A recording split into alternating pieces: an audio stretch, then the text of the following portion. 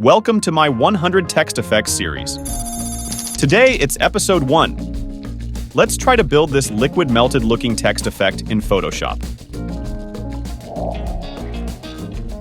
First, you can get a dark background image and some text layouts.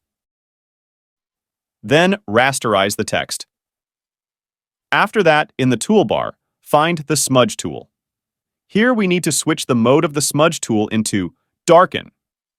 Next, you can adjust the brush size and brush around the text to get something like this. Try a little more smudged in some areas, not everywhere. The next step is to use a gradient map to color the image. First, create a new gradient map adjustment in the Layers panel.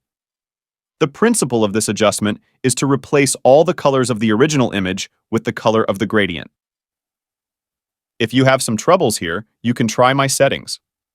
Try a dark blue for the dark, red for the middle, and yellow for the bright.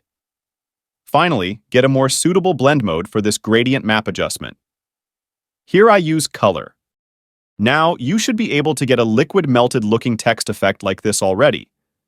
But only memorizing these steps and settings never make a master. They are all flexible, so be creative with it. The same smudge method can not only be used for text layout, you can also apply this to any graphics. For example, some simple layouts like this can definitely be a very cool packaging design. If you like, I have the source PSD file for you in the description. Let me know if you need any more details about this. Just leave a comment, I'll be glad to help. This is one of my 100 text effects series. 99 more videos and free PSD files are coming soon. Thank you so much for watching. Stay tuned. I'll keep creating.